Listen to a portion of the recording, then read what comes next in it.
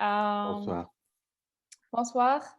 Donc, en fait, il y a des gens qui nous rejoignent de plus en plus, donc on est très, très ravis. Je pense que le sujet de la soirée aujourd'hui, qui fait l'effet, on parle de féminisme et religion. Donc, je vais commencer juste par une petite introduction et après, je vais donner la parole à Viviane Tettelbaum, qui est en fait l'animatrice, la modératrice de cette table ronde. Donc, au nom de Womanpreneur et le Conseil des femmes francophones de Belgique, je suis très ravie de vous accueillir parmi nous aujourd'hui. En fait, on a fait une collaboration avec le Conseil. Je suis très, très fière d'être membre aussi du Conseil et je tiens à remercier Sylvie pour cette opportunité et pour cette collaboration. C'est notre deuxième event qu'on fait ensemble. Notre premier event, c'était l'avortement en Europe et aujourd'hui, on parle de féminisme religieux. Donc, on fait cet event-là dans le cadre de notre projet Women Quake. Women Quake, ça vient de Earthquake, tremblement de terre. Et l'objectif, c'est de parler du genre et de parler des tabous autour de la thématique du genre. Ce qu'on fait, c'est de ramener des intervenants, intervenantes qui ont des idées opposées dans chaque event. Et l'objectif, c'est de créer un débat intellectuel sur la question du genre. On n'essaie pas de vous conditionner, de suivre un tel ou tel point de vue, mais plutôt d'être ouvert d'esprit, de discuter, de parler des sujets qui sont en général tabous. Voilà. Donc, aujourd'hui, on a parmi nous des intervenantes excellentes, magnifiques. On a parmi nous la présidente du Conseil francophone de Belgique, Sylvie Losberg. On a avec nous Nechama Tawil, qui est la directrice des programmes chez European Jewish Community Center. Et on a parmi nous aussi Malika Hamidi, qui est une sociologue de féminisme musulman et une écrivaine. Et on a aussi Jamila Ben Habib, qui est une journaliste, écrivaine et militante. Et aujourd'hui, comme j'ai dit, notre chère Viviane Tettelbaum, c'est elle qui va animer, diriger cette table ronde. J'espère que vous allez bénéficier, profiter, mais aussi échanger d'une façon à ce qu'on va aboutir à un débat intellectuel intéressant. Voilà. Merci, Viviane. Merci, merci beaucoup Sana et j'en profite pour te remercier parce que tu es une femme dynamique, courageuse et très active et militante et on a besoin de femmes comme toi qui se battent et qui se battent pas seulement en Belgique mais aussi ailleurs et dans le monde arabe pour défendre des idées, des valeurs et c'est important et donc merci et bravo aussi pour ton travail et merci de cette collaboration.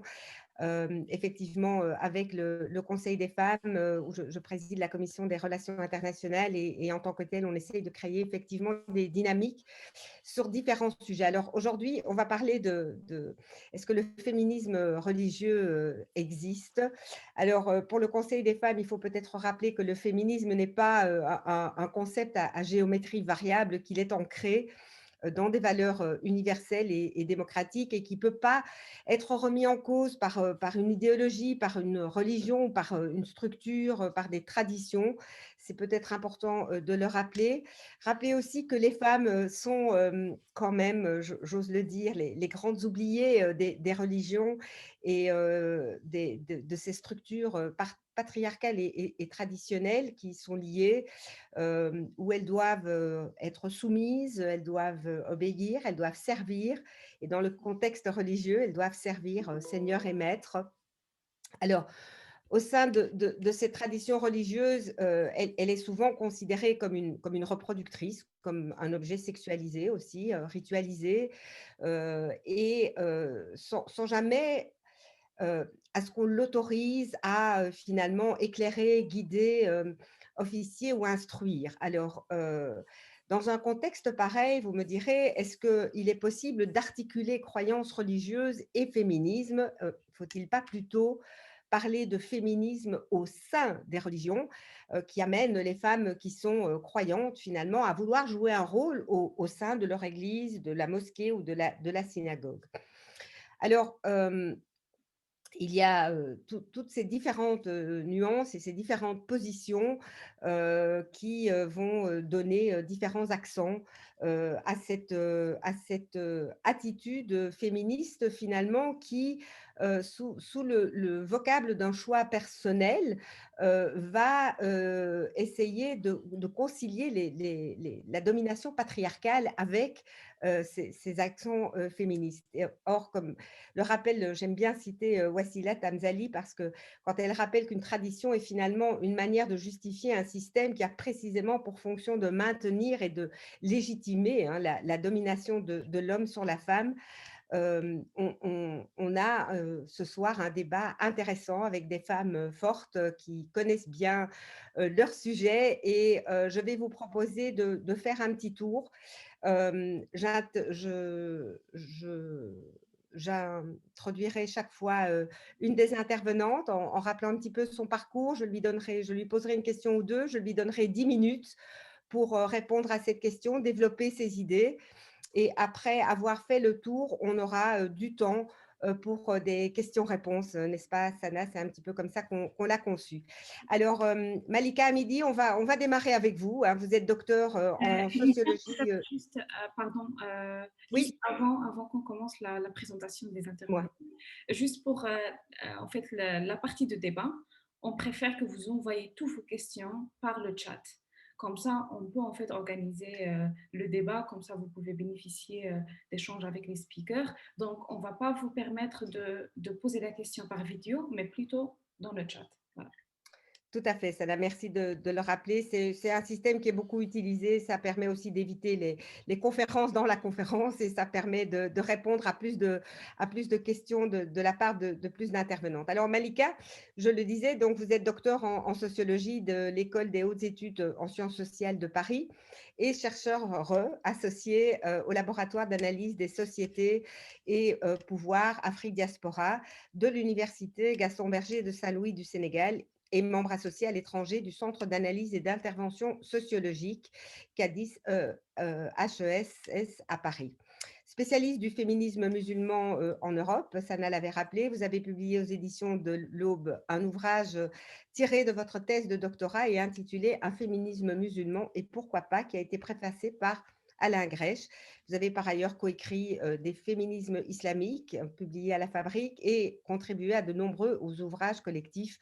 Je ne vais pas tous les citer parce que ce serait assez long, mais donc vous dirigez actuellement le projet européen European Values for Primary School dans le cadre du programme Erasmus+, de la Commission européenne pour Bruxelles, aux côtés de John Rizzo, l'auteur de l'ouvrage Sauver l'école. Alors, Malika Hamidi, le féminisme religieux existe-t-il, ou posé autrement, est-ce qu'un système patriarcal par excellence peut-il être féministe?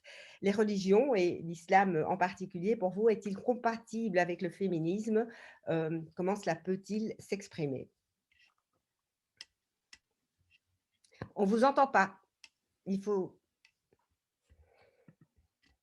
Pardon, voilà. Je disais merci à toutes, merci Viviane de cette introduction, merci à Sana de cette chaleureuse invitation sur une question ô combien sensible, ô combien débattue actuellement au vu de la frilosité que l'on peut avoir de par justement cette visibilité accrue, subversive de ces femmes, notamment pour celles qui portent le voile. Je ne cesse de le rappeler, ce n'est pas le voile qui fait la musulmane, mais en tout cas des femmes aujourd'hui qui sont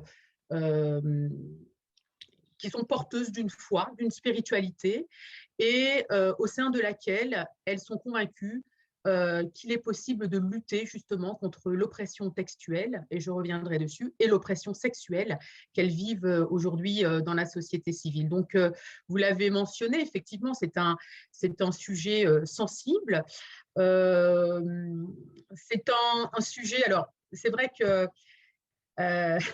permettez-moi cette franchise, mais je me suis dit, tiens, on est véritablement bien encore en contexte francophone, à savoir la question de se demander si ce féminisme religieux, et là en l'occurrence pour moi ce sera la question du féminisme musulman que je connais le plus, puisque je me suis attardée de longues années sur cette thématique-là, mais le fait de se demander encore si il existe encore, eh bien je me suis dit ça c'est encore très francophone quand on sait que dans le monde anglo-saxon ou même dans le monde arabo-musulman, c'est un sujet qui ne fait même plus débat puisque c'est acté.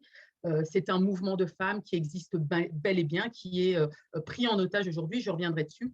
Mais en tout cas, j'ai trouvé la question intéressante. Effectivement, depuis la nuit des temps, les femmes ont toujours dû batailler pour la plus petite once de liberté qui soit, et ces luttes, effectivement, sont toujours d'actualité. Alors, les femmes et la religion font-ils bon ménage? Parce qu'au fond, c'est cela la question qu'il est question, en tout cas, que l'on se pose, à juste titre. Hein, à juste titre. Vous avez raison, Viviane, de rappeler que la religion comprise dans un cadre. Alors, c'est vrai que souvent, je rappelle que il est évident que certaines lectures de la religion musulmane est incompatible avec n'importe quelle forme d'acceptation de pluralité, de la même manière que certaines lectures du féminisme ou de la laïcité, je pense qu'on en parlera ce soir, ou de la laïcité, sont incompatibles avec n'importe quelle forme de religiosité. Donc, je trouve que effectivement, c'est une question qui est simpliste quand on sait la complexité des concepts, à savoir religion et féminisme.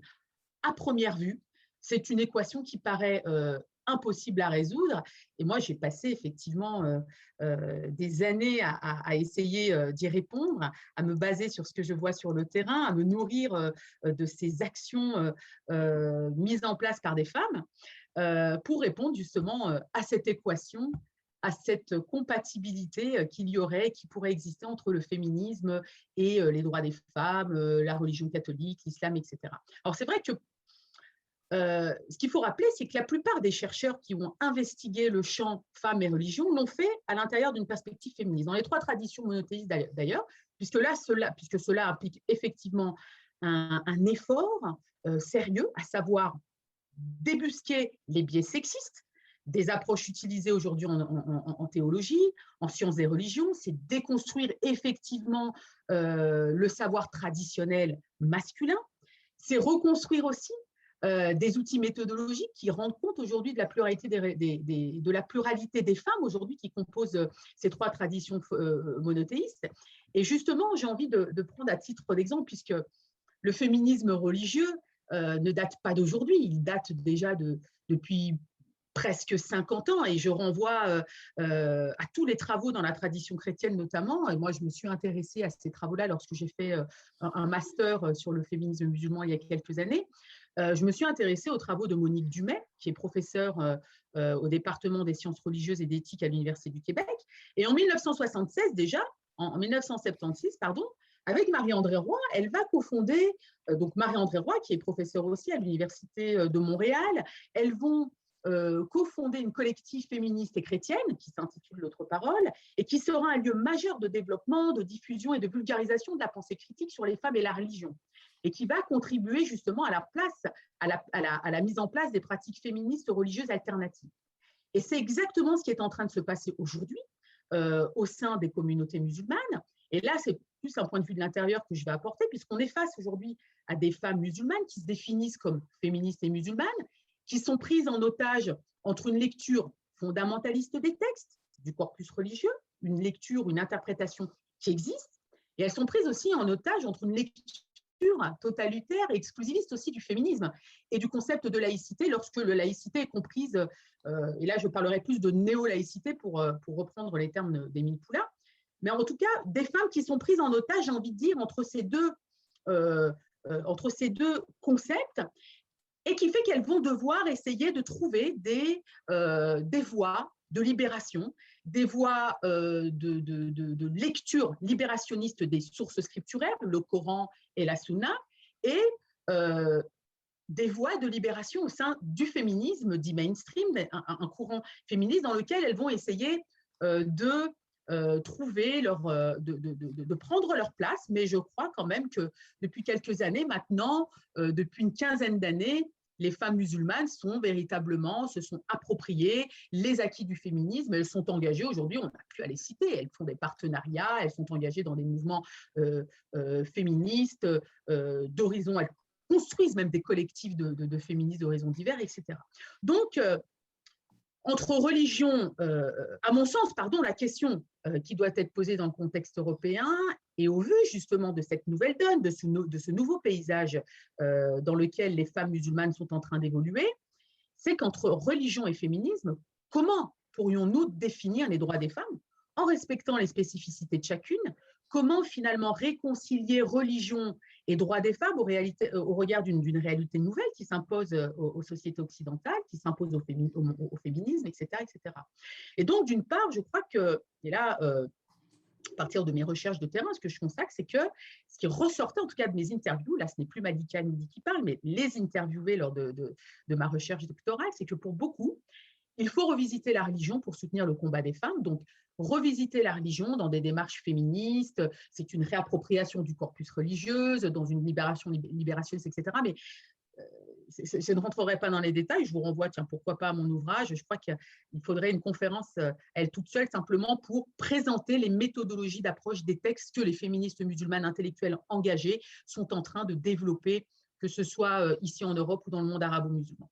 Et puis, d'autre part, il faut revisiter aussi le féminisme, car la question du genre est subordonnée aux contextes culturels nationaux, y compris en Europe, et plus que jamais, nous avons des femmes qui ne font pas la promotion aujourd'hui, les femmes musulmanes ne font pas la promotion d'un féminisme religieux, mais elles puisent dans leur spiritualité, dans leur foi, des éléments afin de lutter, comme je le disais tout à l'heure, de lutter contre les oppressions textuelles, et ce que j'appelle les oppressions textuelles, c'est une lecture restrictive des libertés des femmes, et des oppressions sexuelles, ce sexisme qu'elles vivent notamment dans la société civile. Donc c'est une double lutte qu'elles mènent pour aller justement vers ce féminisme inclusif. Donc, on a toute une génération de femmes musulmanes, intellectuelles, militantes, qui aujourd'hui sont en train de défier les pratiques interprétatives et conservatrices de ceux qui verraient la religion comme un système patriarcal.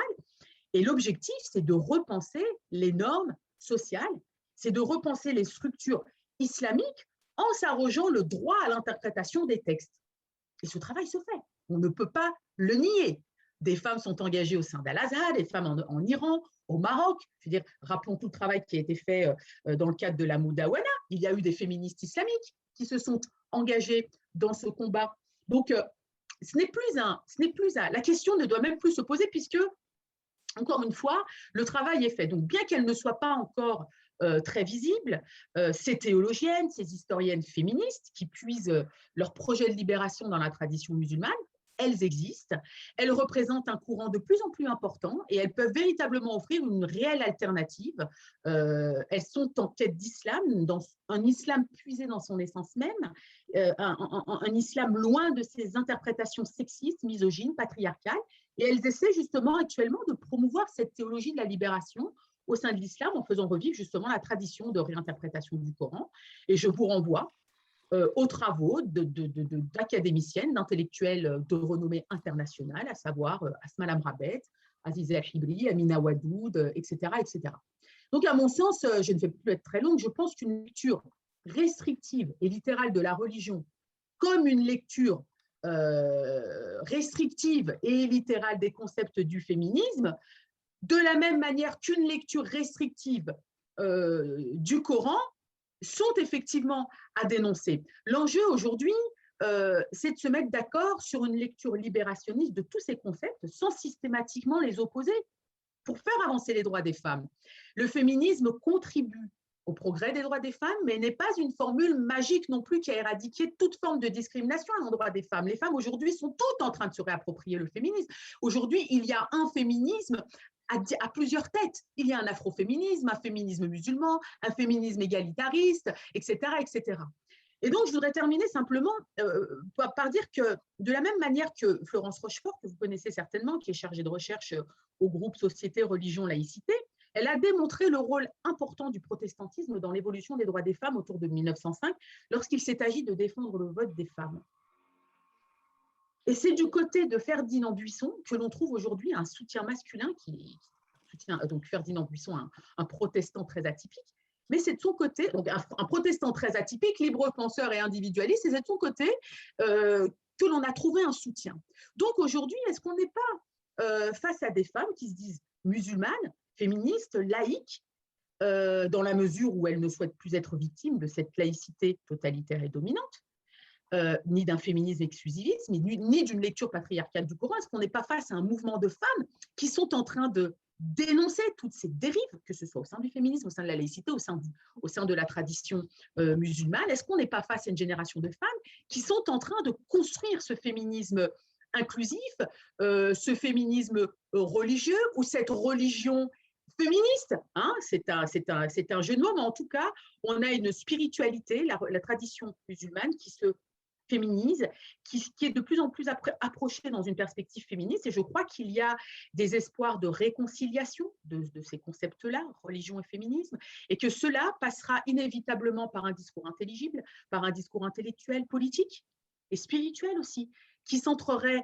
les principes du féminisme et de la religion sur la préservation des droits humains avant tout. Sur la préservation des droits humains avant tout. Et il me semble que c'est ce qui me paraît central et essentiel aujourd'hui, ce dénominateur commun, à savoir les droits humains, qui devrait nous rassembler dans cet objectif justement pour aller vers une égalité entre les genres et dans la société civile. Voilà. Merci, merci beaucoup Malika pour cette première… Désolée, hein, j'ai soif, on est en période de jeûne, donc c'est dur de… Ah oui, effectivement. Mais merci en tout cas pour cette première voilà, réponse et développement à la question qui est posée. Alors, je vais me tourner vers Djemila Benhabib, qui est politologue et écrivaine, et aujourd'hui chargée de mission au Centre d'action laïque au CAL. Alors, Djemila, tu es née en septembre, tu es née et tu as grandi à Oran, dans une famille de scientifiques engagés dans les luttes politiques et sociales. Je le mentionne parce que ta famille a été condamnée à mort par les islamistes et c'est suite à ça réfugiée en France en 1994. Après ça, tu t'installes seul au Québec en 97 où tu obtiendras 2 masters, l'un en physique et l'autre en sciences politiques et en droit international. Puis tu travailles au Parlement fédéral en qualité d'assistante parlementaire et tu deviens correspondante permanente au Canada du quotidien algérien El Watan. Alors, quelques années plus tard, tu débutes ta carrière comme écrivaine, essayiste, d'abord avec Ta vie à contre-courant, qui remporte le prix des écrivains francophones d'Amérique en 2009. Puis tu reçois en 2012 des mains de Charb, alors directeur de la publication Charlie Hebdo, le prix international de la laïcité à l'occasion de la sortie de ton essai Les soldats d'Allah à l'assaut de l'Occident, qui a été préfacé par Yvette Roudy. C'était un moment très émouvant, je vous le dis parce que j'y ai assisté et voilà. Djemila publie ensuite L'automne des femmes arabes en 2013 et reçoit le prix humaniste du Québec en 2014. Préfacé par Boualem Sansal, Après Charlie, laïque de tous les pays, mobilisez-vous, sort en janvier 2016 et est récompensé la même année par le prix de la liberté d'expression. Ton engagement n'est pas sans conséquence puisque tu es la cible de menaces physiques et de campagnes d'intimidation de la part de groupes islamistes. Alors, Djemila, Caroline Forêt dit qu'il est nécessaire d'adjoindre l'adjectif laïque au terme féministe pour éviter certaines confusions autour de la question justement des droits des femmes et de ses enjeux. Bien sûr, sans le processus de sécularisation, il n'y aurait pas eu d'avancée en matière de droits des femmes. Alors, est-ce que selon toi, il existe un féminisme religieux? Est-ce qu'un féminisme musulman pourrait être une alternative à un fondamentalisme, à l'islamisme, alors que le voile en est par ailleurs l'expression? Donc, voilà. Est-ce que tu peux nous donner ta vision de ce féminisme religieux pour autant qu'il existe? Merci beaucoup Viviane et merci pour l'invitation. Merci pour la formulation en tout cas de la thématique qui me semble tout à fait intéressante et pertinente. Je commencerai par dire que pour ma part, les droits des femmes sont une aventure extraordinaire. On sait à quel moment ça commence, mais on ne sait pas quand ça finit parce que il y a toujours des défis, il y a toujours des problématiques nouvelles qui vont venir se rajouter, il y a toujours des crispations sociétales qui vont venir, disons, mettre un petit peu donc, de bâton dans les roues et freiner donc, l'émancipation des femmes. Mais je dois dire que de mon observation, de mes expériences, de mon bagage académique, il y a quand même, disons, une grande leçon que j'ai tirée, qui est celle des droits des femmes ne peuvent pas s'inscrire dans un cadre religieux. c'est-à-dire que le préalable, c'est véritablement la séparation des pouvoirs politiques et des pouvoirs religieux. Et ceci, évidemment, est vrai pour l'ensemble du monde. Hein. Si on analyse un petit peu de quelle façon les mouvements féministes sont nés, comment est-ce qu'elles ont obtenu le droit de vote, comment est-ce qu'elles ont obtenu donc, les droits contraceptifs, qui sont les pouvoirs donc, en place qui ont contrarié donc, ces avancées.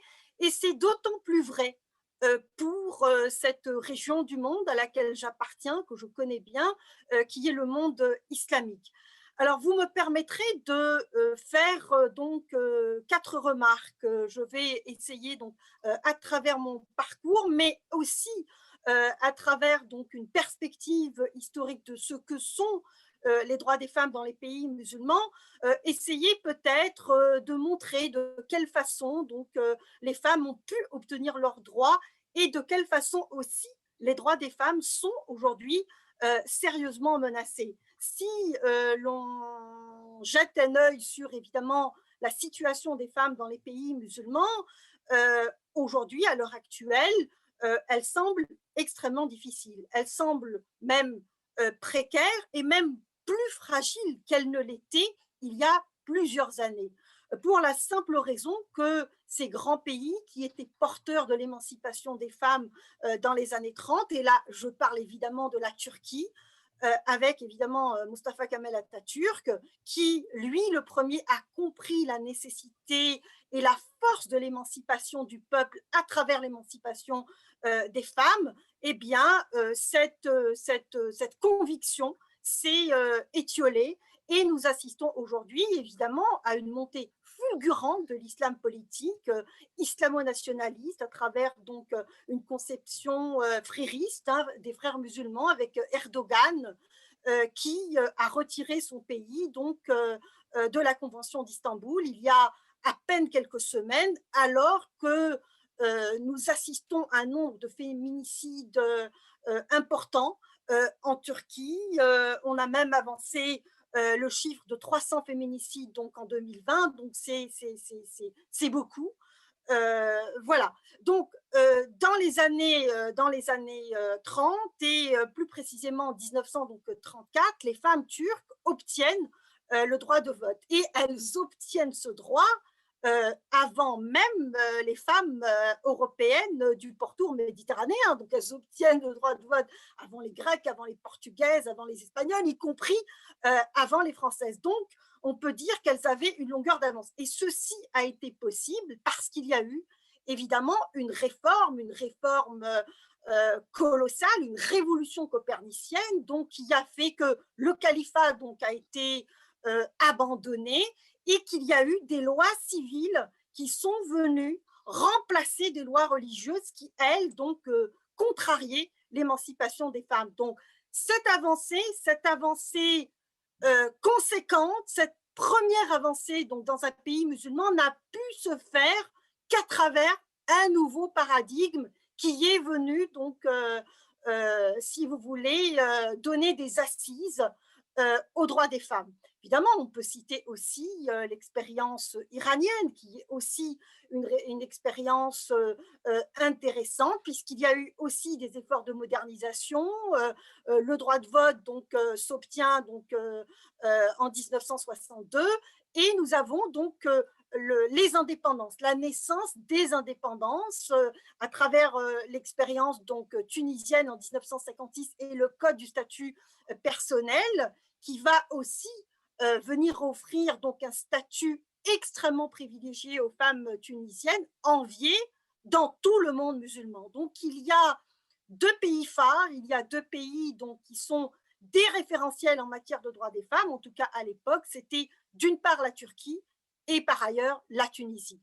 Et ceci, encore une fois, a été donc rendu possible parce qu'il y a eu une distanciation vis-à-vis du religieux. On n'aurait pas pu, si vous voulez, faire ces avancées si nous étions restés dans le paradigme religieux, ça a été impossible. Donc autant Bourguiba que Atatürk ont eu donc cette idée de génie, ce pari, lancer le pari de l'émancipation populaire, de la souveraineté politique qui ne peut se faire dans un pays et dans une nation donc qu'à travers les droits des femmes. Alors on peut citer aussi des expériences extrêmement intéressantes, des expériences de modernisation, de sécularisation, de distanciation en Algérie, en Égypte, en Syrie, en Irak, bref, dans plusieurs pays donc, du monde musulman, nous avons cheminé, nous avons avancé.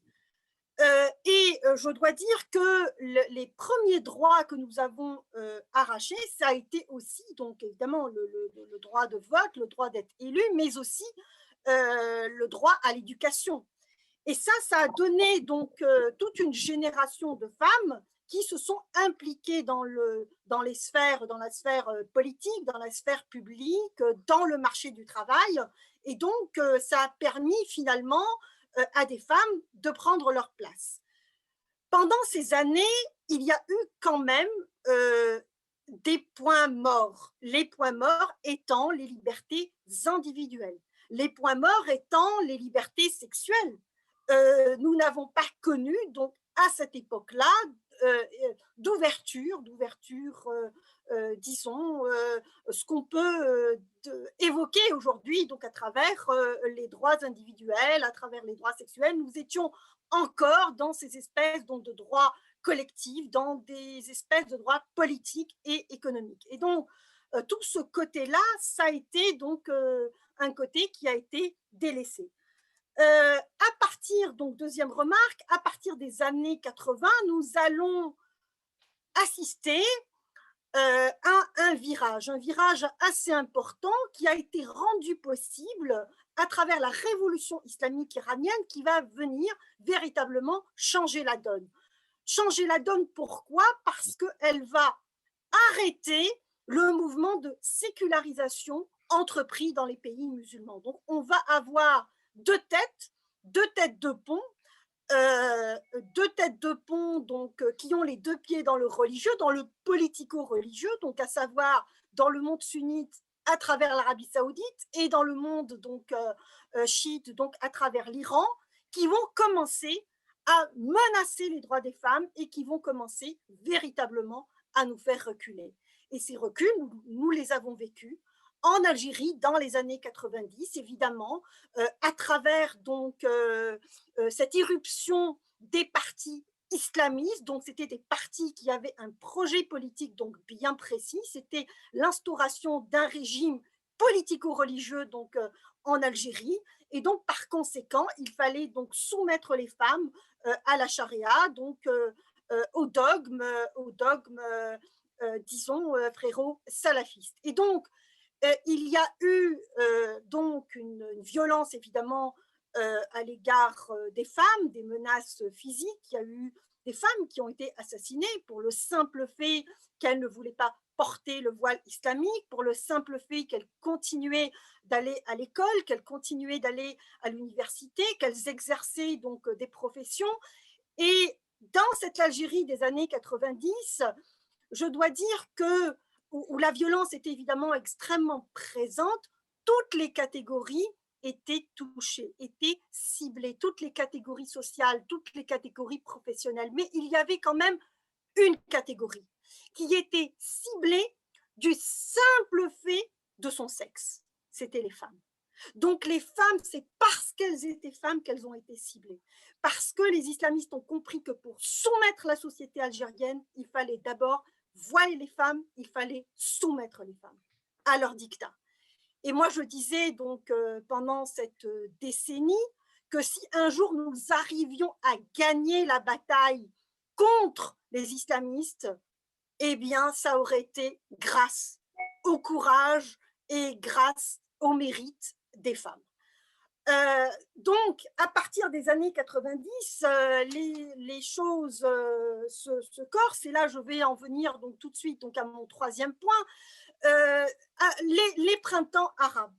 Donc les printemps arabes, quand les printemps arabes sont arrivés en 2011, évidemment nous avons eu un espoir qui nous a nourris, et moi je n'avais qu'une seule envie, évidemment plonger dans cette actualité, que ce soit en Tunisie, que ce soit en Égypte, pour savoir de quelle façon ces révolutions avaient changé la vie des femmes, de quelle façon les femmes qui ont participé de toute façon, d'une façon active, avaient pu bénéficier de ce souffle démocratique. Eh bien, j'ai pris l'avion pour passer quelques mois au Caire, pour passer quelques mois à Tunis, et jamais les droits des femmes n'ont été autant menacés que pendant ces révolutions-là, pendant le moment post-révolutionnaire. Pourquoi? Pour la simple raison que l'acteur principal qui a remporté les élections, que ce soit en Tunisie ou que ce soit en Égypte, ça a été les frères musulmans. Donc leur première préoccupation, c'était de rétro-pédaler s'agissant des droits des femmes. Et en effet, en Égypte, on a reculé. On a reculé sur beaucoup d'aspects. J'y reviendrai si vous voulez. En Tunisie, nous avons eu une avancée qui est la possibilité d'une femme qui est tunisienne musulmane de se marier avec un non musulman, mais on coince toujours par exemple sur la question de l'héritage. Donc voici en tout cas en guise d'introduction, vous m'excuserez si j'étais un peu longue, les 3 remarques que je voulais faire, et je vais laisser ma 4e remarque qui était destinée essentiellement à ce qu'on fait dans les démocraties occidentales, puisque comme vous le savez, moi j'ai vécu au Québec, au Canada, avec donc je me suis un peu frottée à la tradition anglo-saxonne, mais je me suis aussi frottée évidemment à la tradition universaliste. Donc on pourra voir dans quelle mesure évidemment ces 2 traditions qui sont des traditions importantes aident à l'émancipation des femmes, ou bien contrarient leur émancipation. Donc peut-être qu'on pourrait, disons, en tout cas je soumets ça à votre réflexion. Merci beaucoup, Djemila. Voilà, vous avez toutes les deux dépassé de 2 minutes, donc on est dans un bel équilibre. Je vous remercie, je te remercie en tout cas également pour cette première réponse à ces questions importantes. On va maintenant passer à Nehama Tawil, qui, elle est née à New York, elle a grandi en France, et après avoir obtenu son diplôme du Teachers College au Canada, elle a continué ses études de psychologie dans le New Jersey aux USA, et elle a également continué l'apprentissage, ses études de la langue hébraïque à Lille, à l'université en France, où elle a reçu son bachelor, son BA. En 2004, elle déménage, elle vient à Bruxelles, et elle commence à travailler de manière très active et dynamique comme directrice de programme à l'European Jewish Community Center.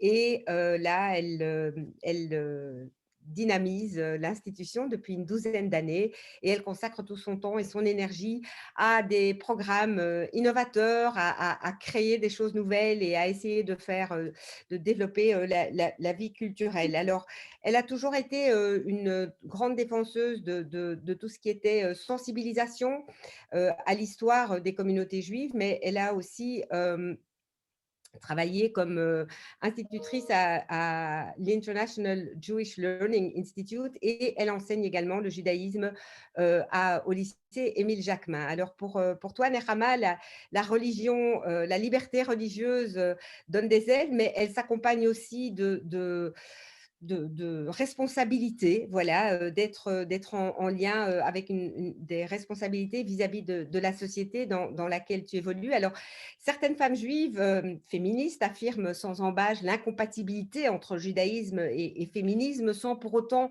abandonner une judéité qui peut être vécue comme un héritage intime, personnel. D'autres essayent de conjuguer leur appartenance spirituelle et leur féminisme, ou d'utiliser leur féminisme pour changer le judaïsme, pour le changer voilà, en son sein. Alors, pour être un peu provocante là aussi, j'ai envie de citer Delphine Orwiller, Nechama, une femme rabbin qui dit « Je suis juive et féministe, mais pas féministe juive. Je ne crois pas qu'il y ait du féminisme dans le texte. Quand on commence à prêter au texte un agenda féministe, c'est la porte ouverte à toutes les mauvaises foi de lecture. Ce serait malhonnête. Il existe un devoir de contextualisation relevant de la bonne foi religieuse et historique.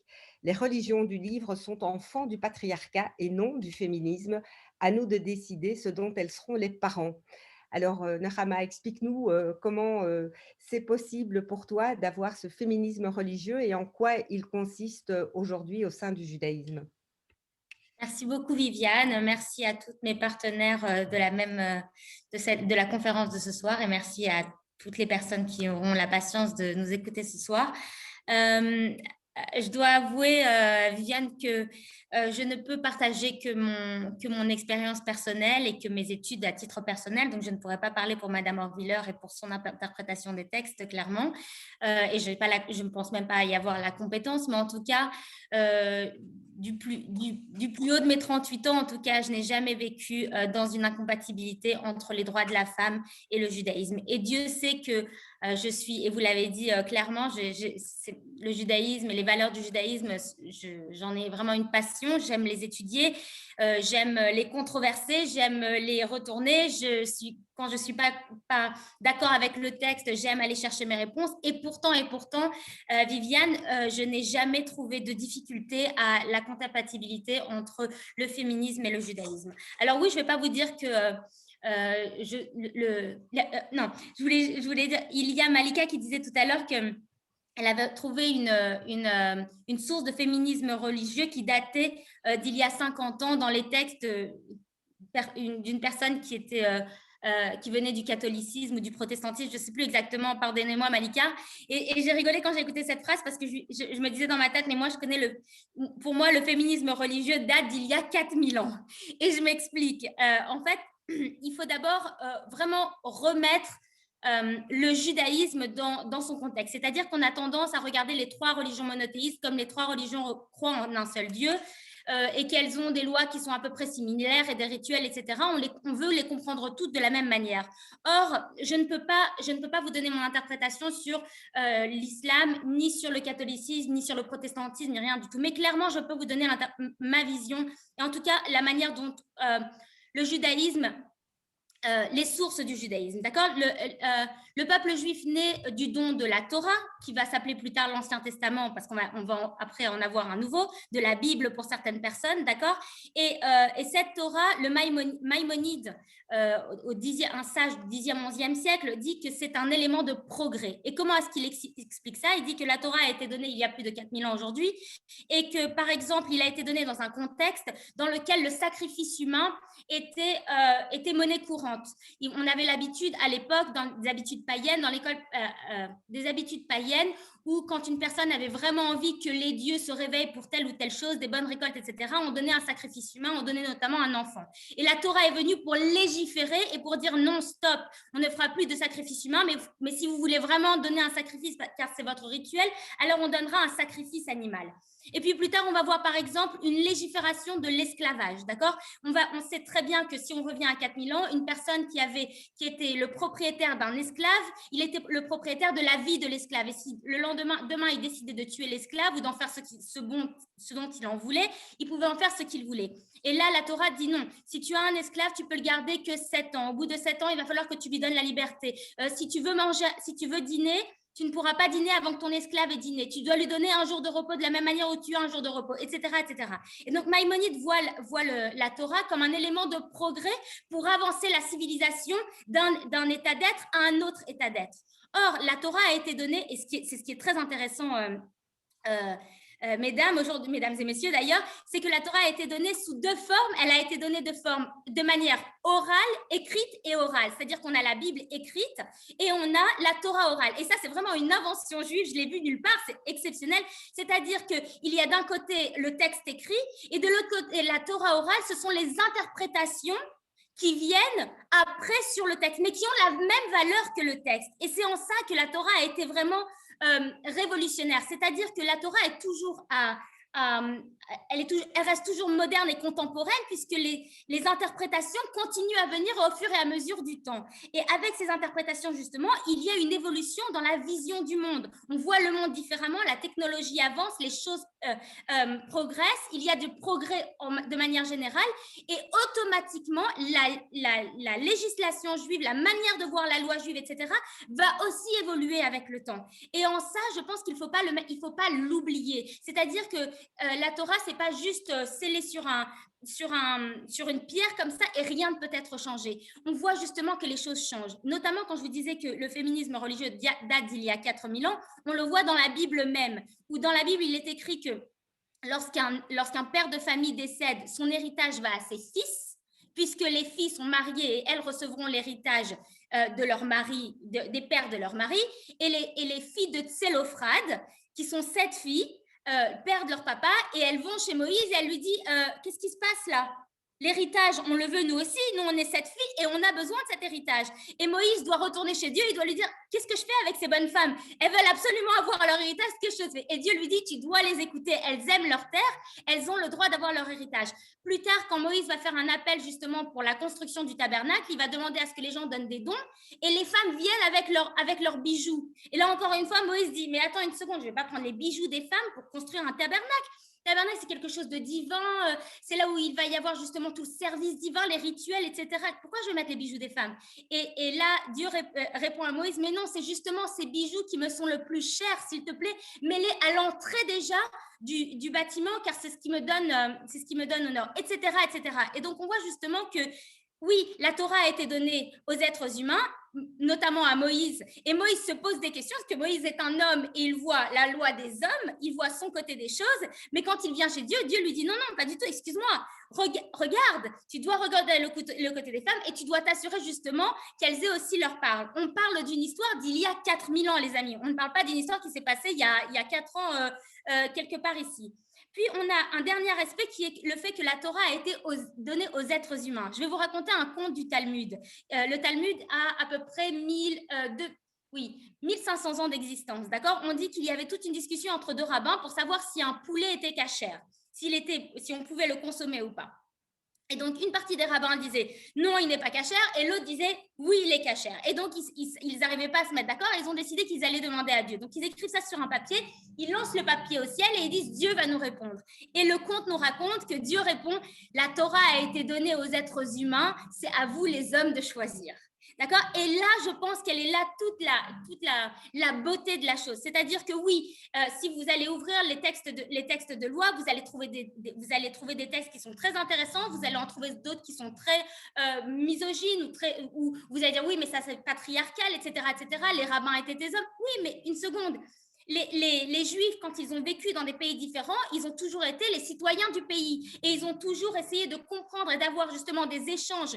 Et on le voit dans 2000 ans d'existence des sages du judaïsme, parce qu'on ne parle pas de pays juifs, mais on parle de peuples juifs et de communautés juives qui ont vécu dans le monde entier. Et on voit qu'il y a eu toujours des échanges avec les sociétés dans lesquelles ils ont vécu. Et très souvent, on va voir que non seulement les communautés juives sont influencées de manière positive quand il y a une avancée dans le pays, et dans l'autre sens, justement, on va voir que très souvent, on va réaliser que justement ces communautés juives étaient bien au devant des droits par rapport au reste des autres communautés environnantes. Je vous invite à aller lire un livre de Goldin, Monsieur Goldin, qui a un fils qui s'appelle Hadar Goldin, qui est décédé, qui a été kidnappé par le Hamas en 2014, si je ne me trompe pas. Et, ce monsieur est un professeur d'université, il a notamment écrit énormément d'ouvrages et son domaine d'étude est les communautés juives pendant la période médiévale. Et j'ai eu la chance de dîner un jour avec lui, il m'a expliqué quelque chose d'exceptionnel. Il m'a dit qu'en période médiévale en Europe, il valait mieux être une femme juive qu'une femme catholique. Et il disait que dans ses recherches, il avait trouvé justement des textes de rabbins dans lesquels les rabbins écrivaient les questions qu'on leur posait et les réponses qu'ils donnaient, et on voyait que qui étaient les personnes qui posaient les questions, c'était justement les femmes. Et on pouvait lire en filigrane que ces femmes-là avaient une très bonne connaissance de la loi. Et il disait, comment est-ce qu'on explique ça? Il disait justement, les hommes, le matin, quittaient la maison, allaient couper du bois, chercher de l'eau, aller dans les marchés, etc. Et les femmes, elles, restaient à la maison pour pourvoir aux besoins de leur famille. Et l'éducation a toujours été quelque chose de primordial dans le judaïsme. Et donc, les familles juives employaient un professeur à la maison pour qu'il vienne enseigner à leurs enfants. Mais les femmes étaient à la maison aussi, donc elles entendaient les cours, elles suivaient les cours avec leurs enfants. Et donc, elles avaient une bien meilleure connaissance des lois juives que leurs maris eux-mêmes. Et donc, on le voit justement dans les questions. Il nous disait aussi qu'on voyait à travers les questions que ces femmes lisaient et écrivaient parfaitement, parce que justement, dans le judaïsme, la lecture et l'écriture n'est pas du tout axée aux hommes, elle est axée à tous les êtres, à tous les juifs. Tout le monde doit pouvoir savoir écrire, etc. Et une dernière chose que je voulais rajouter par rapport justement aux valeurs du judaïsme, c'est justement la remise en question. Et ça, c'est quelque chose qui nous habite, c'est-à-dire qu'on est toujours là à remettre en question le texte et à se dire qu'est-ce que le texte vraiment a vouloir nous dire. Peut-être que ce texte nous a dit quelque chose quand on l'étudiait au Xe siècle, quand on l'étudie au XVe siècle, ce texte nous apprend autre chose puisque notre état de conscience s'est éveillé et on a conscience de nouvelles choses, et au XXIe siècle, on a des nouvelles sensibilités. Et là-dessus, Viviane et Sylvie et toutes ces femmes qui sont devant moi, et Jemila et Malika, etc., je pense qu'on prend tous conscience de nouvelles choses. On a des nouvelles sensibilités que peut-être nos mères, nos grands-mères ou nos arrière-grand-mères n'étaient pas aussi sensibles à la question qu'aujourd'hui. Et pourquoi? Parce que justement, les choses ont évolué, notre conscience a évolué et on devient plus sensible. Et à partir du moment où on devient plus sensible, on se doit de retrouver dans le texte nos réponses et de se dire, mais est-ce que le texte aussi voulait répondre à ça? Et là-dessus, Viviane, j'aimerais vraiment répondre à Madame Orviller, parce que moi, je sais que je lis et j'enseigne la partie ésotérique du texte qui est la Kabbalah. Et dans la Kabbalah, il y a justement deux forces. Il y a la force masculine et la force féminine. Donc, ce n'est pas l'homme et la femme, c'est juste qu'en nous, on a des forces masculines et féminines. Et on dit justement que celui qui emmènera la délivrance dans le monde et la paix dans le monde, c'est la force féminine. C'est la femme justement qui se lèvera et qui pourra vraiment rassembler les nations de manière plus paisible que l'homme qui a plus envie de conquérir. Et c'est la force féminine qui ramènera la paix. Et ça, on le voit. Donc oui, la Kabbalah est féministe, absolument. Merci de me donner la parole. J'espère que je vous ai donné un petit élément de réponse, aussi peu qu'il soit. Et bonne soirée. Merci Nechama, mais tu n'as pas encore fini parce qu'il y aura certainement des questions auxquelles tu seras aussi amenée à répondre. Mais merci beaucoup, voilà, et ta passion qui remonte, on te reconnaît bien là. Alors on va se tourner maintenant vers notre quatrième et dernière intervenante, et comme on dit en anglais, last but not least, Sylvie Losberg. Tu es historienne et psychanalyste, tu es directrice au service d'études et stratégies du Centre d'action laïque, et tu es aussi présidente du Conseil des femmes francophones de Belgique et auteure de nombreux articles et ouvrages, notamment sur l'histoire des femmes et de la sexualité. Là non plus, je ne vais pas tous les citer parce qu'il y en a beaucoup. Tu es en charge de la leçon inaugurale en sexologie à l'ULB, ainsi que chargée de séminaires en psychanalyse à l'école de santé publique également à l'ULB. Alors, Sylvie, j'ai envie de dire que progressivement, dans beaucoup de milieux, le combat féministe est devenu quelque part indissociable du combat laïque. Si l'Église était toujours productrice de la norme, aujourd'hui, si quelque part l'État ne l'avait pas contrainte à renoncer à cette domination de l'espace public, la domination patriarcale serait sacralisée quelque part au point sans doute de geler tout progrès en matière des droits des femmes. Et c'est toujours plus facile à dire quand on parle de la religion chrétienne que quand on parle des autres religions, mais c'est le cas évidemment pour toutes les religions. Alors, c'est vrai qu'après mai 68, finalement, on n'avait même pas besoin d'adjoindre ce terme laïque au mot féminisme, comme je l'ai rappelé, comme que Caroline Fouret l'avait fait, parce que ça semblait être une évidence. Mais aujourd'hui, on voit que ça prend quand même tout son sens face à la remontée des intégrismes. Alors, un de tes nombreux combats, j'ai envie de dire, pour les droits des femmes, c'est le droit à un avortement sécurisé et dépénalisé, où tu as été confrontée à l'intégrisme religieux. Au CAL aussi, tu te bats pour la laïcité. Alors, est-ce que tu peux nous dire ce que ça veut dire pour toi en termes de droits des femmes? Oui, ben merci Viviane. Et bon, je suis heureuse d'avoir pu entendre tout ce qui a déjà été échangé parce que ça va me permettre d'essayer d'être un peu concise. Mais je voudrais ramener le débat sur ce qui nous occupe quand même ici, là où nous vivons, c'est-à-dire en Europe et peut-être en Belgique.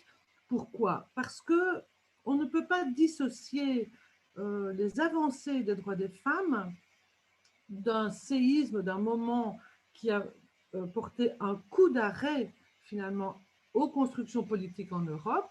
Il y a deux moments clés. Le premier moment, c'est la séparation des églises et de l'État à la fin du Moyen-Âge et au cours des temps modernes, où on a réussi à avoir des États dans lesquels l'institution religieuse n'avait plus le pouvoir.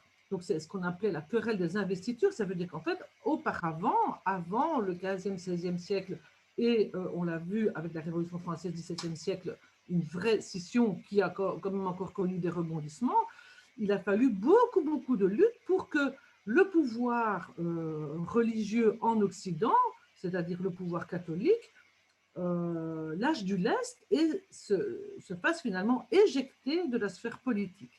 Donc c'est la sécularisation de l'État qui a permis, notamment la Déclaration des droits de l'homme à la Révolution française, et puis après, deuxième moment dont je vous parlais, la Déclaration universelle des droits de l'homme de 1948, après la barbarie nazie, qui, je voudrais quand même le signaler, est une idéologie aussi misogyne. Hein. Et donc, il ne faut pas croire que les religions qui sont patriarcales, et bon, malgré tout ce qu'on a entendu, il faut quand même reconnaître que les religions sont des institutions masculines et qu'elles sont basées sur la séparation anatomique, c'est-à-dire vous êtes né avec un sexe d'homme, vous êtes d'un côté, et vous n'en avez pas, vous êtes de l'autre. Donc cette séparation-là, en fait, aujourd'hui, dans la façon dont les sociétés sécularisées se projettent, cette séparation anatomique ne fait plus sens.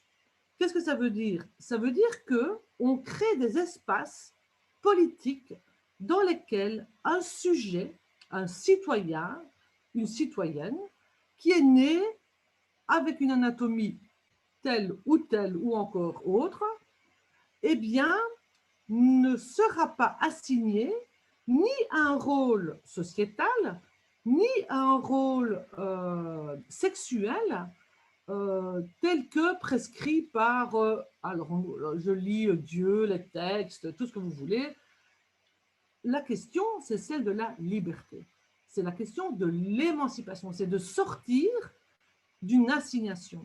Et l'assignation anatomique, c'est-à-dire les filles avec l'exorbitant privilège d'enfanter, comme disait Françoise Héritier, eh bien, sont directement cataloguées dans des rôles et des représentations qui les assignent aussi à féminité. Hein. Donc, je veux parler aussi des femmes qui ne veulent pas ressembler à Barbie ou des femmes qui n'ont pas envie de faire l'amour avec un homme et qui ont dans leur sexualité un autre rapport que celui qui est prescrit par les religions ou par les États autoritaires. Et j'y tiens beaucoup parce que les grands ennemis des femmes, c'est les États autoritaires, les idéologies autoritaires d'extrême droite, etc., et les religions qui s'arc-boutent sur la structure patriarcale et de différenciation des droits et des obligations en fonction de l'anatomie des individus. Donc ça veut dire quoi? Ça veut dire que ça touche évidemment les homosexuels, les trans, etc., qui aujourd'hui, dans des sociétés comme la nôtre, ont le droit, même si c'est encore compliqué pour beaucoup, de vivre la vie comme ils ont envie de la vivre au grand jour, et les lois les protègent des discriminations que ces personnes peuvent subir. C'est très important parce que dans les pays où la religion est associée au pouvoir, ou bien quand vous voyez comment les religions envisagent l'homosexualité, voilà, eh bien, vous retrouvez la même contrainte, la même force de coercition que vous trouvez à l'égard des femmes, c'est-à-dire l'obligation de correspondre à un rôle, de faire ce qu'on vous demande de faire et de respecter la hiérarchie du pouvoir, le pouvoir qui, malheureusement, pour nous, est encore, même dans notre pays, aux mains des hommes. Hein. Un article est paru il y a 2 jours qui montrait qu'au niveau communal, eh ben, les femmes n'ont pas les postes de décision. Donc, tout ça pour dire que c'est très long. Alors, sur la question de la sexualité, je veux quand même revenir là-dessus, parce qu'elle est centrale dans le discours religieux. Je lis dans les commentaires que les non-croyants n'ont aucune idée de ce que c'est la spiritualité des croyants. Moi, je trouve que ça, c'est vraiment très grave d'écrire ça, parce que d'abord, tout le monde peut avoir une spiritualité, qu'elle s'inscrive dans une église ou dans une autre, ou qu'elle s'inscrive dans son propre parcours. Et la laïcité, ce que demandent les laïcs, c'est justement de pouvoir changer, c'est-à-dire d'être né dans une famille catholique et de décider de ne plus l'être, ou de naître dans une famille laïque et de décider d'embrasser une religion. Donc, c'est la question du changement, la question du libre arbitre. Comment donner aux citoyens et aux citoyennes un cadre dans lequel ils peuvent exercer la liberté. Et bien sûr, les religions, qu'est-ce qu'elles font? Elles offrent certains espaces de liberté, mais tous les prescrits religieux, qu'est-ce qu'ils font? Ben, ils codifient la journée, codifient l'année, codifient de la vie à la mort. Donc, au fond, la liberté n'est pas quand même l'apanage des religions. Hein. Alors que, et je le dis en tant que militante laïque, puisque je travaille pour le Centre d'action laïque, nous militons pour l'exercice de la liberté, l'apprentissage de la liberté. C'est très difficile d'être libre. C'est beaucoup plus difficile d'être libre parce qu'il faut tout le temps se poser des questions. Et donc, contrairement à ce qui a été dit au début, moi, je ne suis pas d'accord qu'on dise, mais enfin, comment se fait-il qu'on se pose encore cette question? Les anglo-saxons, ils sont déjà beaucoup plus loin. Mais non, moi, je revendique la possibilité de poser cette question. Et je trouve que c'est très intéressant, d'ailleurs, tout ce qu'on échange ici. Je vais encore prendre quelques minutes, Viviane. Ça va, je ne vais pas regarder le temps. Pour être comme les autres, tu as certainement encore 4 minutes, Sylvie. Super, ok.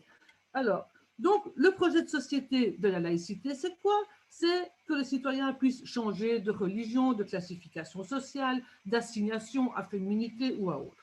C'est de déroger à la règle, c'est de désobéir à des règles que l'individu estime nocives pour lui-même, tout en évidemment considérant toujours le bien commun. Et puis aussi, c'est donc de s'ériger comme un sujet libre. Et le sujet libre, ce n'est pas un sujet qui fait n'importe quoi, parce qu'au fond, la liberté, elle s'apprend tout le temps. Et je pense que ce qu'on a entendu au sein des religions, les femmes qui ont des revendications féministes, elles exercent cette liberté, elles veulent cette liberté. Et bien entendu, la laïcité organisée que je représente les défend. Hein. Donc, l'idée, ce que j'ai entendu encore que finalement les laïcs sont anti-religieux, bon, je pense qu'il faut quand même un peu évoluer aussi avec les structures qui rencontrent je pense, des points aveugles de leur pensée, et je pense qu'effectivement, on a eu une laïcité qui était anti-religieuse, il ne faut pas le nier, c'est la base finalement, parce que la religion était omniprésente, mais aujourd'hui, on n'en est plus du tout là. Hein. Et la laïcité, qu'est-ce qu'elle veut? Elle veut créer un cadre dans lequel tout le monde se retrouve. Mais attention, que tout le monde se retrouve, ça ne veut pas dire juxtaposer les sortes de féminisme, juxtaposer les sortes de personnes qui sont comme ci, comme ci, comme ça. Non, c'est de créer un cadre dans lequel tout le monde se sent bien avec des espaces de liberté qui sont, on va dire, plutôt spécifiques à telle ou telle, que ce soit idéologie, religion, ce que vous voulez. Donc, en tant que féministe et laïque, moi, ce qui me préoccupe, c'est moins est-ce qu'il y a des féminismes religieux ou est-ce que les religions sont féministes, ce que personnellement, je ne pense pas du tout que les religions soient féministes, sinon elles auraient des structures égalitaires, mais c'est plutôt comment, en ramenant des prescrits religieux dans des sociétés qui s'émancipent de ces règles, on invisibilise les vraies discriminations envers des femmes qui vivent dans des structures, qu'elles soient familiales ou communautaires, où le patriarcat reste la référence. Et en Belgique, on a des problèmes. On a des problèmes avec des filles qui vivent dans des sociétés très fermées. Et je vais terminer sur la question de la sexualité, parce que c'est quand même ça qui pose problème. Les religions ne s'intéressent pas beaucoup aux femmes, sauf pour dire ce qu'elles doivent faire avec leur utérus, leur sexe, etc. Le reste, bon, débrouillez-vous, mesdames, vous vous débrouillerez toujours très bien. Donc ça, je pense que c'est la question de la sexualité. Et donc, aujourd'hui, on est dans notre pays avec 10 000 fillettes à risque d'excision. Et ce n'est pas seulement des religions, c'est aussi des pratiques rituelles, c'est l'idée que les femmes ne devraient pas avoir accès au plaisir parce que leur liberté et leur plaisir, c'est dangereux pour la structure familiale, communautaire, tout ce que vous voulez, clanique. Et je reviens à cette question et je vais terminer par là. Qu'est-ce qui différencie finalement le féminisme d'idéologies autres, qui ont certainement beaucoup d'atouts pour aider les gens à avoir un espace spirituel qui est épanouissant. La grande différence, c'est que le féminisme, il est basé sur l'égalitarisme. Le féminisme ne demande pas, certainement pas, une complémentarité entre les hommes et les femmes, que les féministes catholiques ont revendiqué, par exemple. Nous revendiquons une place égale, ni plus ni moins. Et l'égalité, qu'est-ce que ça veut dire? L'égalité, ça veut dire qu'on peut, là où on est, changer d'idée et en même temps avoir les mêmes droits. On peut être religieuse ou pas, avoir les mêmes droits. On peut être hétérosexuel, homosexuel et avoir les mêmes droits. Et on peut avoir les mêmes droits au salaire, les mêmes droits socio-économiques, les mêmes droits à ne pas être violenté. Et c'est là-dessus que je voudrais quand même terminer, c'est où est-ce qu'il y a de la violence dans notre société? Il y a de la violence dans les rapports de domination. C'est la domination qui crée la violence. Est-ce que les religions ne perpétuent pas un système de domination? Personnellement, je n'en sais rien. Je suis sortie de religion il y a déjà 35 ans parce que j'étais religieuse, j'ai été élevée dans une foi. Voilà, bon. Et bon, j'ai fait tout un chemin et maintenant, je ne sais pas très bien est-ce que c'est toujours le cas. Mais je ne vois pas comment une structure comme une structure religieuse qui oblige à ceci et à cela ne perpétuerait pas une structure de domination. Donc, et je vais terminer là-dessus, quand j'entends qu'il y a des féminismes et que d'un autre côté, il y aurait le féminisme égalitariste qui serait contre les autres féminismes, ça, je pense que c'est vraiment un oxymore. Le féminisme, il doit être égalitariste, sinon il n'existe pas. Ça veut dire qu'on est dans une forme de complémentarité et les femmes sont toujours la pièce rapportée des hommes. Voilà, merci. Merci beaucoup Sylvie pour cet éclairage sur la laïcité, les religions. Vous avez eu un aperçu de 4 femmes avec 4 engagements très, très différents. Enfin, voilà, 2 et 2 peut-être plutôt. Mais nous allons passer aux questions-réponses. Alors Malika, vous nous aviez prévenu que vu le ramadan, vous devriez nous quitter un petit peu plus tôt. Donc, avec Sana, on propose peut-être de regrouper les questions qui vous sont adressées et je vous donnerai 5 minutes pour y répondre de manière globale. Et ensuite, on le fera de même avec les autres intervenantes, ce qui nous amènera vers la clôture de notre soirée très intéressante. Et je voudrais vraiment vous remercier toutes pour ces éclairages et ces apports et ces contributions qui font réfléchir, même quand on n'est pas d'accord. Alors, Sana, est-ce que tu veux lancer les questions pour Malika Amiti? Effectivement, merci beaucoup à toutes les intervenantes. Donc, pour les questions à viser à Malika, il y a la première question qui est: quels sont les combats et les acquis de ces mouvements féministes musulmans? Ceux-ci sont-ils à l'écriture du Coran, à la pratique de l'islam? La deuxième question: vous pourriez noter, s'il vous plaît, les noms de ces théologiennes, historiennes qui révisent le Coran? Et la troisième question: ces droits des femmes sont-ils menacés par la religion ou par leurs textes et leur interprétation? Voilà. Voilà, Malika, 5 minutes. Oui, je vais essayer de répondre. Voilà. Oui, effectivement. Donc, comme je l'expliquais tout à l'heure, à partir du moment où les femmes, et je rejoins justement ce que disait Nehama, c'est qu'il y a le texte et l'esprit du texte. Il y a le texte et il y a l'interprétation qui en est faite. Et aujourd'hui, on ne peut pas nier que des femmes sont engagées dans ce travail formidable de réappropriation du texte. Les femmes musulmanes aujourd'hui considèrent que le Coran, les sources scripturaires, sont porteurs des éléments éthiques et moraux pour amener à cette libération. Si aujourd'hui, justement, on nous dit qu'on veut se battre pour cette liberté individuelle, moi je suis tout à fait d'accord avec vous, Madame Sylvie Lausberg, tout à fait. On est d'accord. La liberté, c'est de respecter le choix des femmes. La liberté, c'est de respecter le choix des femmes, y compris le fait de porter un foulard comme de ne pas le porter, y compris comme le fait de considérer un paradigme religieux ou des sources scripturaires comme porteuses d'éléments égalitaires ou pas. À partir du moment où l'objectif commun est cette émancipation, pourquoi vouloir imposer aujourd'hui aux femmes musulmanes un schéma d'émancipation qu'elles considèrent, pour certaines, comme un schéma obsolète? Puisque, permettez-moi de me faire comprendre, lorsqu'aujourd'hui, des femmes musulmanes, vous avez pris, Madame Lausberg, l'exemple de l'excision. Très bon exemple. Je suis tout à fait d'accord avec vous. Aujourd'hui, 10 000 jeunes filles sont menacées d'être excisées, non pas sur le sol européen, mais dans leur pays. Soit. Quand aujourd'hui, vous avez des femmes musulmanes qui sont en train de faire un travail de réinterprétation en disant « Attention, l'excision n'a rien à voir avec l'islam ». Lorsqu'en Mauritanie, on organise un colloque justement de lutte contre l'excision et que les femmes musulmanes, intellectuelles, engagées, théologiennes, qui ont travaillé les textes, peuvent prouver aujourd'hui par A plus B que l'excision n'a rien à voir avec l'islam, mais est-ce que vous ne devriez pas être de notre côté puisque l'objectif est de libérer ces femmes de ces pratiques patriarcales et ces pratiques culturelles. Idem pour la question des mariages forcés, idem pour la question même de l'imposition du foulard. De la même manière que je défends le droit de pouvoir porter le foulard, je défendrai le droit de celles qui ne souhaitent pas le porter.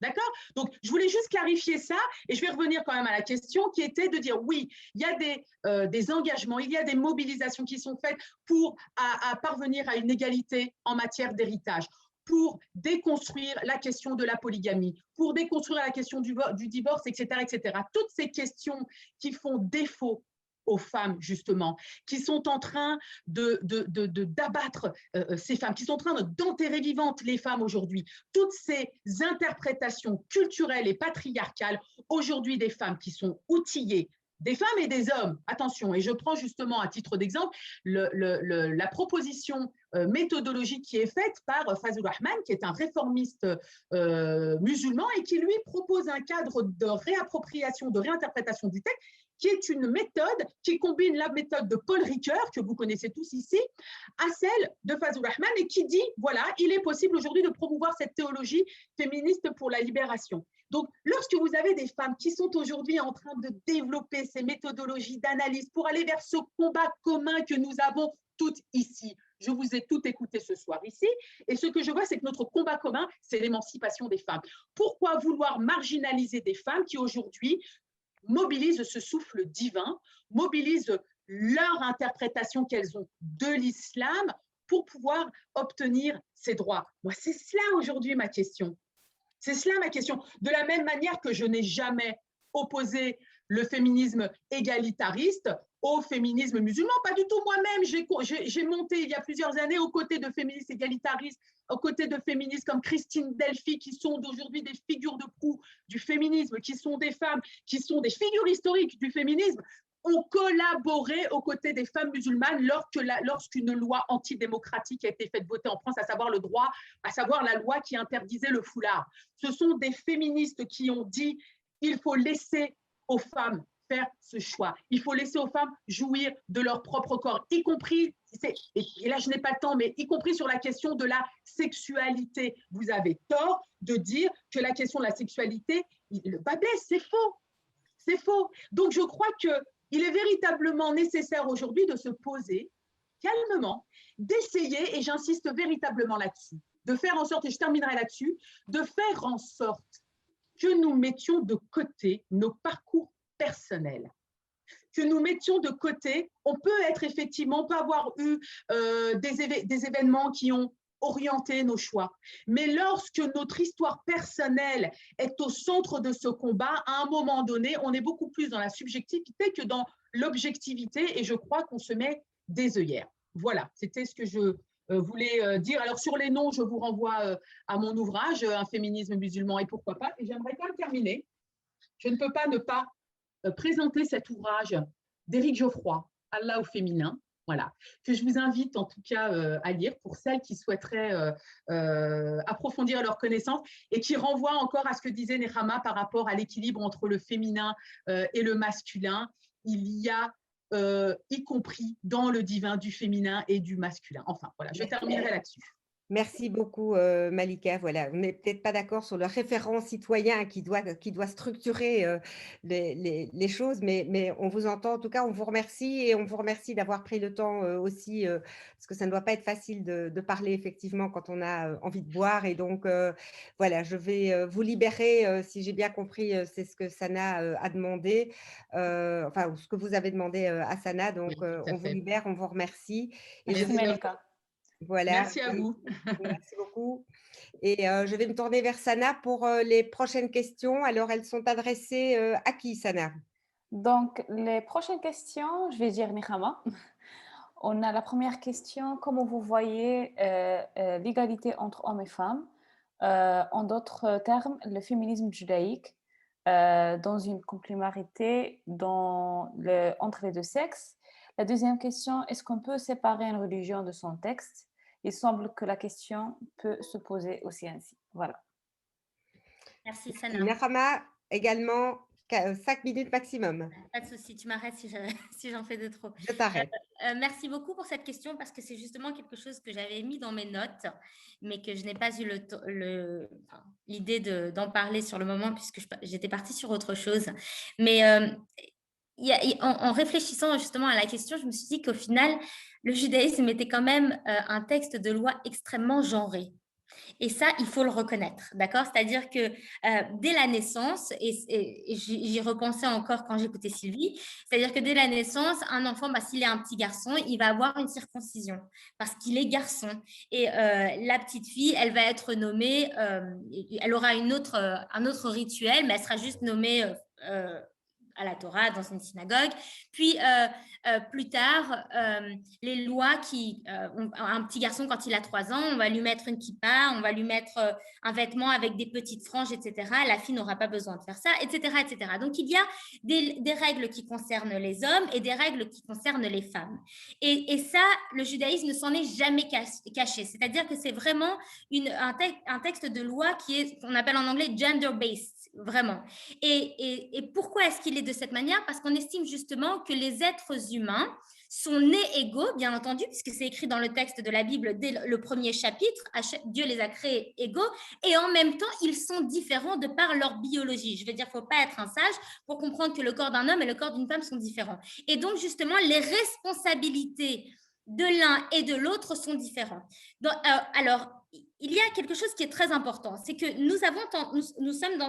nous vivons en Europe, qui est un continent qui a pendant des siècles et des siècles et des siècles une religion majoritaire qui est la religion du christianisme, enfin le christianisme, le catholicisme, le protestantisme, et donc on a tendance à regarder nos sociétés à travers ces fenêtres.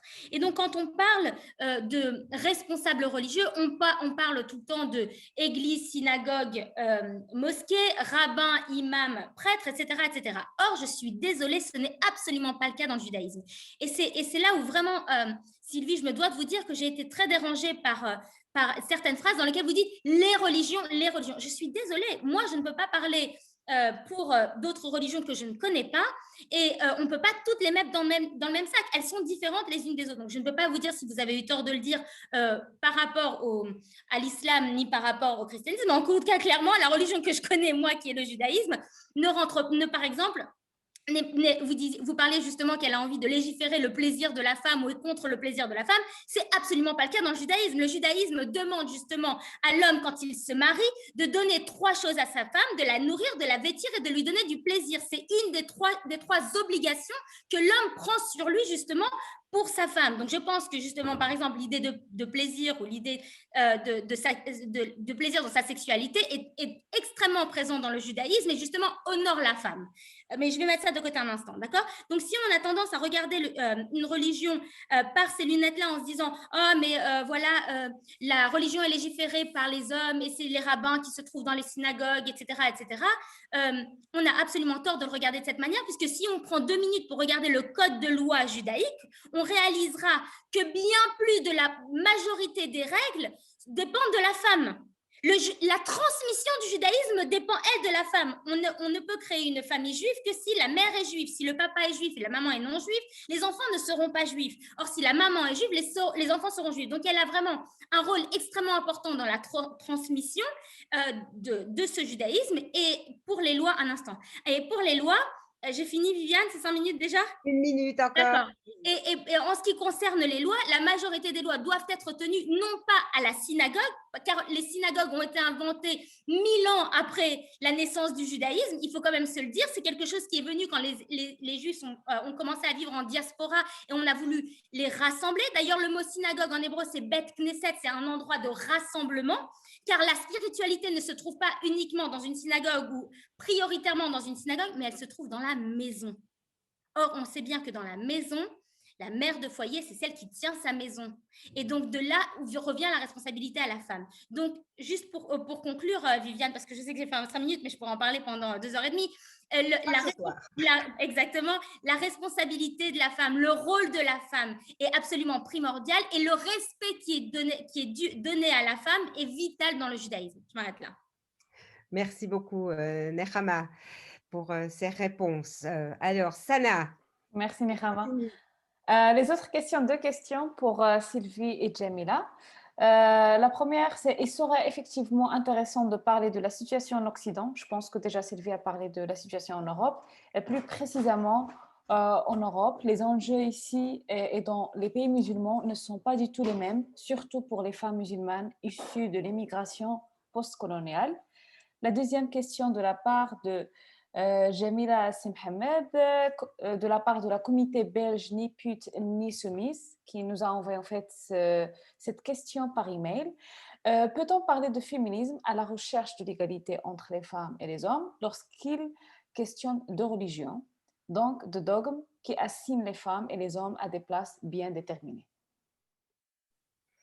Jamila, Jamila, je te donne la parole. On ne t'entend pas.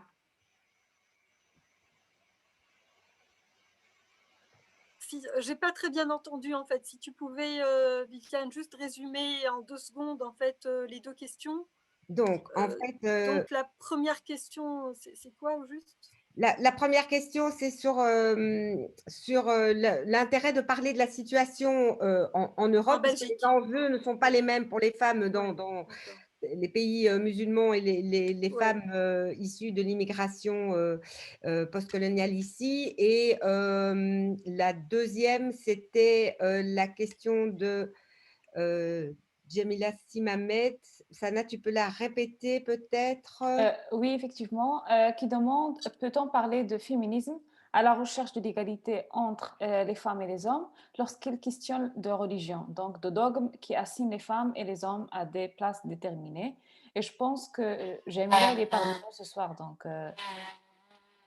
Oui, et peut-être que Jamila parle aussi sur l'universalisme, comme tu l'avais suggéré vers la fin de ton intervention quand tu parles de la différence entre les pays musulmans ici. Ok, très bien. Merci beaucoup donc, pour ces questions, ces commentaires et ces exposés très pertinents. En fait, une remarque, tout simplement pour dire que si aujourd'hui il existe des droits des femmes dans les pays musulmans, ça n'a été rendu possible qu'en raison d'un processus de sécularisation qui a commencé dans les années 30. et plus précisément un petit peu avant les années 30, c'est-à-dire à partir de 23, avec l'abandon du califat. Donc, on ne peut pas parler de droits des femmes dans le paradigme religieux. Ça, c'est pour répondre directement à la question qui a été posée donc, pour nous inviter donc, à débattre. Maintenant, s'agissant donc de la deuxième question, à savoir donc, parler donc, du cas spécifique de la condition des femmes dans les pays en Europe, je pense que cette question mériterait à elle toute seule donc, une deuxième rencontre, pourquoi pas, mais je dois dire aussi que l'une des grandes forces du féminisme, l'une des grandes valeurs du féminisme, ça a été de tout temps la solidarité internationale. On ne peut pas concevoir le mouvement féministe localement. On ne peut le concevoir que dans sa globalité. Et donc, et par moment, c'est pour ça qu'il faut passer par l'international, y compris pour décrypter des situations très locales. S'agissant par exemple de la condition donc, des femmes musulmanes, en Europe, elle est intrinsèquement liée aussi aux turbulences qui traversent le monde islamique. Par exemple, cette question du voilement, c'est parce qu'elle a d'abord, disons, traversé donc, le monde musulman qu'elle s'est posée, qu'elle a commencé à se poser, donc à partir des années 90, avec une grande, évidemment, intensité en Europe. Donc, la question des femmes est une question suffisamment sérieuse, profonde, complexe, qui exige de nous constamment un certain doigté et constamment d'élargir la focale. On ne peut pas parler exclusivement par exemple, de la situation des femmes en Belgique, sans pour autant avoir donc un regard ouvert sur ce qui se passe en Turquie, ce qui se passe au Maroc, par exemple, compte tenu du fait que les bassins d'immigration donc islamiques, en tout cas musulmans, concernent d'abord donc le Maroc et la Turquie.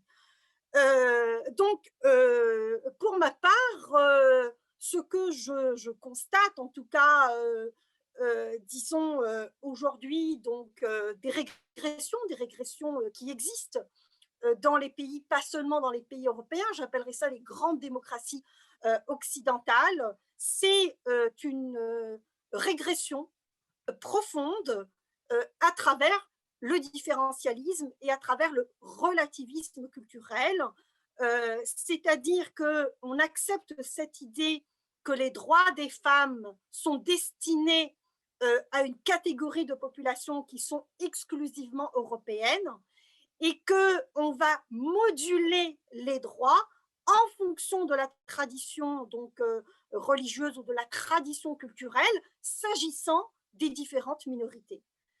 Et ça, je dois dire, c'est un mal profond qui concerne d'abord et avant tout la gauche, qui a, elle, donc, s'est divisée par rapport donc, à cette question-là.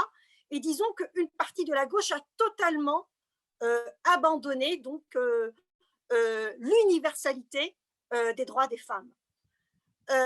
Et donc, il va donc falloir donc, repenser ces questions-là. Il va falloir, disons, tendre aussi les mains à des mouvements progressistes, à des mouvements laïques, notamment au sein des communautés musulmanes qui font tout pour sortir un peu la tête de l'eau et qui revendiquent l'universalité des droits humains. Ça, c'est une question qui est fondamentale et qui est centrale. Parce que, évidemment, sur la question de l'émancipation, nous ne nous battons pas avec les mêmes armes. C'est-à-dire que le mouvement, donc, disons, du féminisme islamique, tel qu'il a été représenté tout à l'heure par Malika Hamidi, il est porté, évidemment, par des courants qui sont très forts, par des courants qui sont financés par des États. Vous avez l'Arabie Saoudite, vous avez le Qatar, vous avez l'Iran, vous avez des pétromonarchies donc, qui financent des idéologies donc, particulières pour essayer de torpiller précisément l'émancipation des femmes. Et les laïcs, malheureusement, les laïcs donc, qui sont de tradition musulmane, qui sont d'héritage donc musulman, ne reçoivent que très peu d'appui et n'ont que très peu de visibilité. Donc, il va falloir aussi, à un moment donné, donc, se questionner sur la nature des solidarités, avec qui donc l'on tisse des liens, qu'est-ce qu'on met donc en valeur. Et je pense, et je finirai là-dessus, qu'il ne faut pas aussi avoir peur d'aller au fond des débats et de dire voilà ce qui nous différencie. Tout à l'heure, en tout cas, ça m'a bien fait sourire quand Malika à midi donc, a dit nous sommes tous d'accord donc, sur l'émancipation des femmes parce que nous nous battons pour l'émancipation des femmes. Moi, je dois dire que je ne suis pas certaine de cet énoncé parce que, en tout cas, Malika Hamidi, qui a frayé pendant de très nombreuses années avec Tariq Ramadan, moi, je ne pense pas que véritablement ce monsieur, disons, était pour l'émancipation des femmes. Donc, on connaît maintenant un petit peu le personnage. Donc, il faut dire clairement quelle est la nature donc, de nos divergences. Il ne faut pas avoir peur de les afficher. Et il faut évidemment faire confiance aussi à l'argumentaire de chacun. Et chacun, évidemment, décidera quel est l'argumentaire qui lui est le plus proche ou quel est l'argumentaire, évidemment, qui lui semble le plus pertinent pour répondre à cette question philosophique et intellectuelle, évidemment, de l'émancipation. Merci beaucoup, Djemila, merci. On a chaque fois envie de continuer à vous écouter toutes parce que c'est vraiment passionnant, mais je dois me faire la gardienne du temps. Sylvie, les questions t'étaient adressées également. Est-ce que tu souhaites également intervenir? Je vais juste dire deux petites choses pour ne pas trop déborder avec l'horaire. D'une part, Nehama, bien sûr, je connais la Torah et je sais que les hommes juifs sont censés donner du plaisir sexuel à leurs femmes. Et heureusement que ça différencie le judaïsme des autres religions.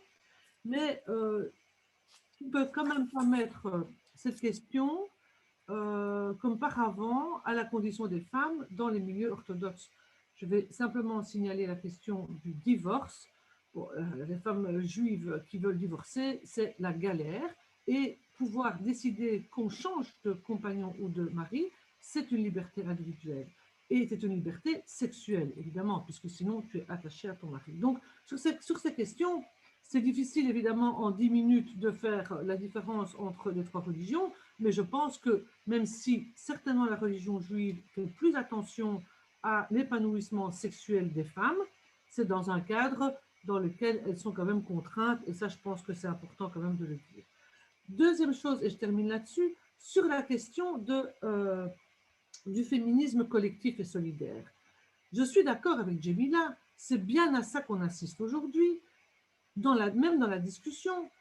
Qu'est-ce qu'on voit? C'est qu'au fond, celles qui, comme Djemila et moi, puisque nous travaillons quand même de concert dans une optique d'émancipation égalitariste et universaliste, donc on revendique ce projet de société, eh bien, le fait qu'on ne veut pas donner de la place à des particularismes, qu'ils soient religieux ou autres, nous rejette dans le camp de soi-disant les anti-féministes.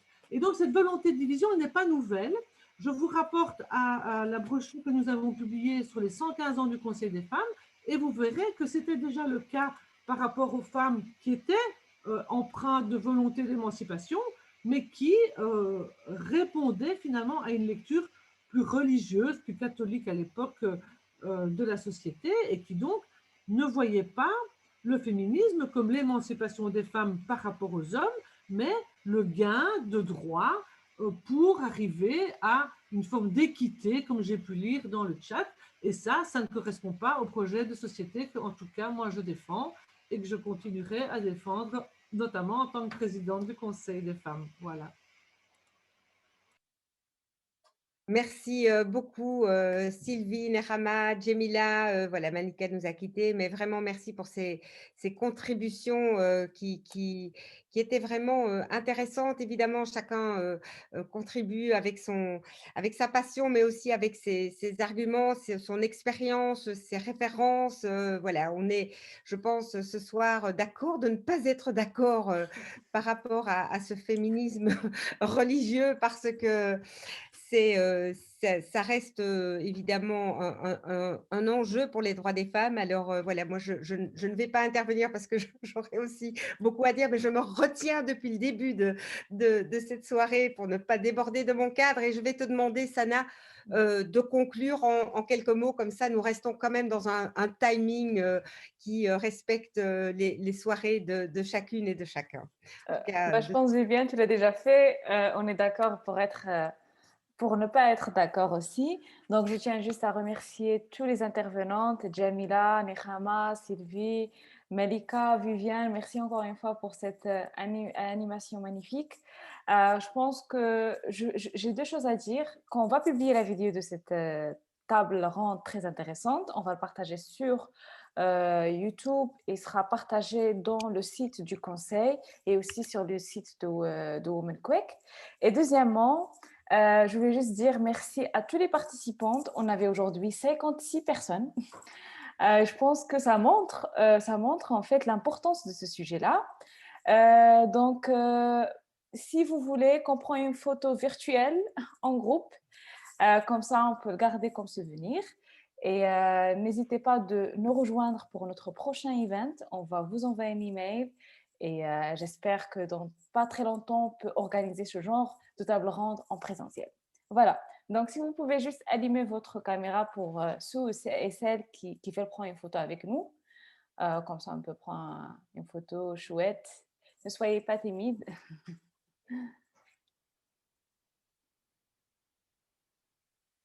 Ah, c'est bien, on voit plus de gens. Voilà, c'est cool. Allez, encore quelques personnes, si vous voulez. Allez-y, parce que Sana ne va pas lâcher. Donc, Voilà, oui. soyez tous sur la photo. Super. Donc, cheese, alors.